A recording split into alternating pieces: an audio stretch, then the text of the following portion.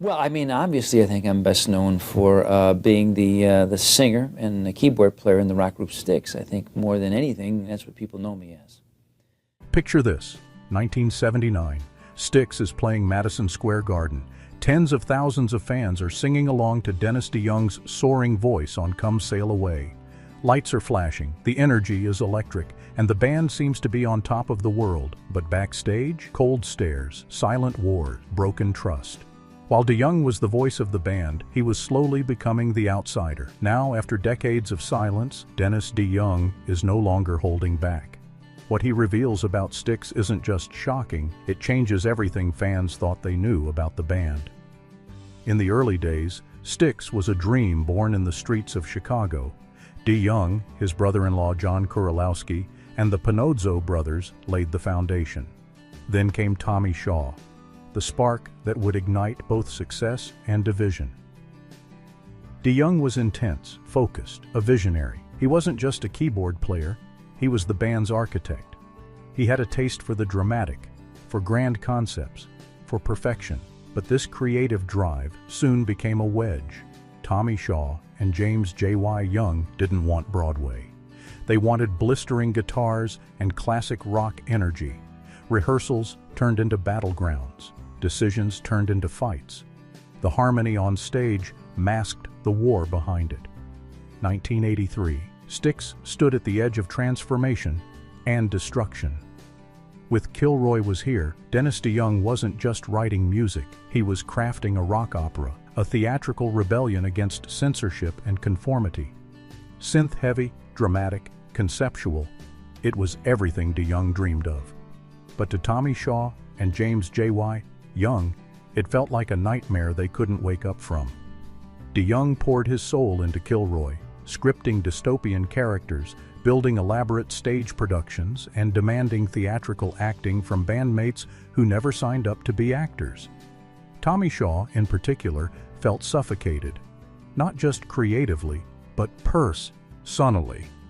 Once the rock and roll firebrand of the group, he now found himself dressed in a costume, reciting scripted lines and miming out DeYoung's futuristic fantasies under blinding lights. The tension backstage was volcanic. Shaw reportedly became withdrawn and moody, no longer recognizing the band he once loved. He spiraled into depression. Young grew increasingly frustrated with DeYoung's obsession with control. What should have been rehearsals turned into rehearsed arguments. Every sound check felt like a battlefield. Every show, a forced performance. Fans were confused. Critics were divided. Internally, Styx was on fire, but not in a good way. On stage, they played like a unit. Off stage, they traveled in silence, staying in separate hotels, riding in separate vehicles, and barely making eye contact. The bond that once held them together had disintegrated into ego, fear, and bitterness. And I say sometimes in life, as you mature and get older, you have to. If you have a dream, sometimes your dreams need to shift. If a certain dream isn't working for you, you have to. Then, during the tour, things exploded. Arguments turned vicious. Physical confrontations nearly erupted. Shaw, emotionally exhausted and creatively stifled, couldn't take it anymore. He walked away, not just from the album, but from the band. The split was swift, and it was brutal. Kilroy Was Here was meant to elevate Styx to another artistic level. Instead, it cracked them in two. The album that symbolized DeYoung's artistic ambition became the symbol of the band's unraveling. What once made Styx daring and unique, DeYoung's larger-than-life vision, now made him a target. And in the fallout, Dennis DeYoung stood alone, not as a hero, not as a leader, but as a man blamed for destroying the very thing he helped build. By the late 1990s, the buzz among fans was deafening. Whispers of a Styx reunion were circulating, and people were desperate to see the classic lineup, especially Dennis DeYoung, take the stage again. After all, he had been the band's heart and soul, its original visionary. DeYoung, now recovering from illness and ready to return, truly believed it was time to rebuild the brotherhood. He waited, he hoped, but what came next would destroy any remaining trust he had in the people he once called friends. Instead of picking up the phone or offering a hand, Tommy Shaw and James J.Y. Young made a decision behind closed doors to keep Styx going, without its founding voice. And not just that, they hired a new frontman, someone who could imitate Dennis's signature voice, replicate his theatrical gestures, and sing his songs note for note. It wasn't about innovation, it was about replacement. It was cold, calculated, and corporate, and it hit DeYoung like a dagger. Fans were stunned. Headlines read like betrayal. The man who gave Styx its identity, its biggest hits, and its sound was no longer welcome. The betrayal was complete when the band began touring under the name Styx, performing classics like Babe, The Best of Times, and Come Sail Away, all written or co-written by DeYoung, without a single acknowledgement of the man who wrote them. And DeYoung? He watched it all happen from the sidelines, at home, alone, still healing from his illness, still believing, foolishly, some might say, that they would call, that they would do the right thing. But instead, he was treated like a liability, a burden, a name they no longer needed. He tried to reach out, tried to understand, but there was no room for peace, no interest in resolution. What had started as creative differences in the 80s had now turned into an emotional blood feud. Legal disputes soon followed, argues, immense over the use of the name, over songwriting credits, over performance rights. Every lawsuit, every lawyer letter added another layer of bitterness. Interviews turned venomous. Words like ego, control freak, and delusional were tossed around in the press. The damage was irreversible. And so, while the band marched forward with a carefully curated image and a new era, Dennis DeYoung faded into the shadows, not by choice but by force.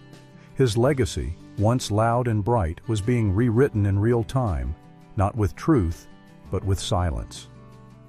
For DeYoung, the betrayal wasn't just professional, it was deeply, cuttingly personal, and it would haunt him for decades. While Styx's name continued to fill venues, Dennis DeYoung was trapped in a silent war, not just against his former bandmates, but against his own body. In the late 1990s, his life came to a terrifying halt when he developed a mysterious illness. He became hypersensitive to light, unable to perform, record, or even leave his house without feeling sick and disoriented. Months passed in darkness, quite literally. Blinds closed, lights off, and music silenced, and that's when it happened. At his weakest, when he was most vulnerable, the remaining members of Styx made a decision that shattered him. They moved on without him. He wasn't just left behind, he was replaced. While he lay in recovery, physically and emotionally broken, the machine marched on. His voice, his face, his identity were sidelined and pushed into the shadows, and that pain went far deeper than any illness.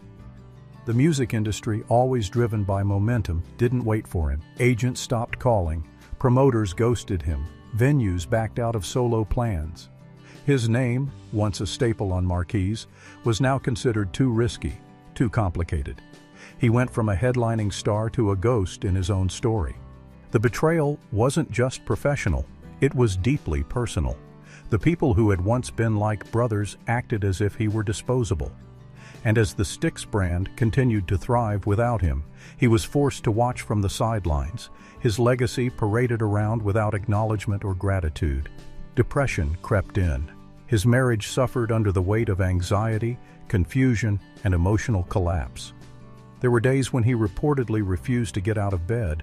Music, once his salvation, became a source of grief. Even playing piano felt like reopening wounds. But Dennis DeYoung is not a man who breaks quietly. As time passed, he began to fight back, not with lawsuits or bitterness, but with art. He began writing again, slowly at first. He experimented with theater, composed new songs, and crafted stories that reflected the heartbreak he endured. From pain came creativity. From betrayal came resilience. Still, the scars remained. Even years later, when he spoke publicly, there was a heaviness in his words, the weight of being erased from something he built with his own hands. His illness may have faded, but the memory of being discarded when he was most human, most broken, never truly healed. Dennis DeYoung's fire didn't extinguish when Styx pushed him aside, it simply redirected. But the same intensity that made him a genius on stage became a liability behind closed doors. Once Styx was no longer his battlefield, his conflicts spread far and wide, into boardrooms, production meetings, and even his own home. He battled record label executives who tried to control his solo image. When they wanted him to soften his theatrical edge, he refused. One executive reportedly called him unmanageable. Producers on various projects, from studio albums to stage productions, often walked away drained and disillusioned. He brought the same drive and obsession for perfection to every note, every lighting cue, every costume, and not everyone could keep up. When he dove into musical theater in the 1990s and early 2000s, DeYoung hoped to reinvent himself.